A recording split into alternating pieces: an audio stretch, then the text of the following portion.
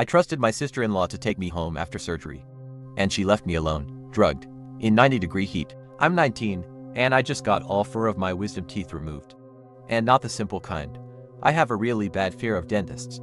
So they had to fully sedate me with 4 medication, like, completely out. Before the surgery, they told me one thing very clearly. You need a responsible adult to take you home. My mom was out of town for work, so I asked my sister-in-law, Bree. She's 24, a stay-at-home mom, and I figured it wouldn't be a big deal. The appointment was about 45 minutes away, but I even offered gas money. My brother couldn't go because he was working. But Bree said yes right away, so everything seemed fine. She drove me there, stayed in the lobby, and the surgery itself went smoothly. At least, that's what they told me, because I don't remember any of it. When I woke up, I felt horrible. I was dizzy, nauseous, completely out of it. My mouth was stuffed with gauze, and I could barely even think straight. They helped me to the car, and Bree started driving me home. At least, I thought we were going home. The whole drive felt weird, like it was way too short. And before I could even process anything, she parked the car and got out. She told me to come with her. I didn't really understand what was happening.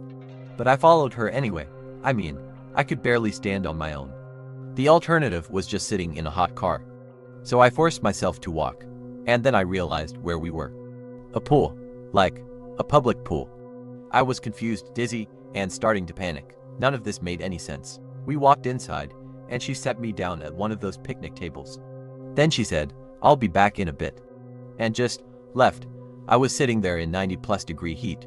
Still drugged, still bleeding. Trying not to throw up, I asked her to take me home. I told her I didn't feel okay.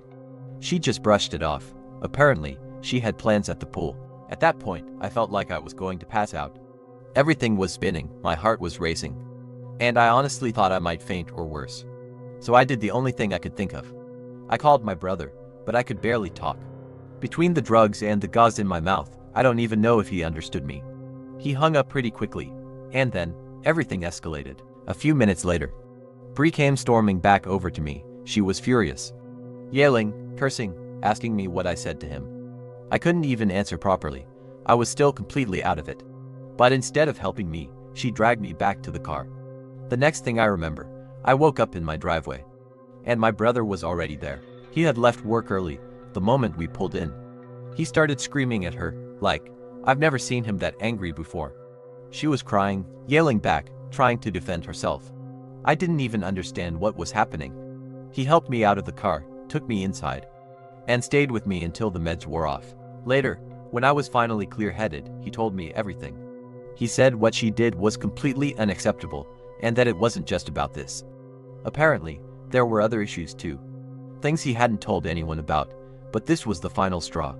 He told me he was filing for divorce, because of what happened that day. Now it's been a few days, and Bree keeps messaging me. Calling me a horrible person, saying I destroyed her family, and part of me feels guilty. Because of my niece, because maybe, if I had just stayed quiet, none of this would have happened. So now I don't know. Was I wrong for calling my brother, or was this never my fault to begin with?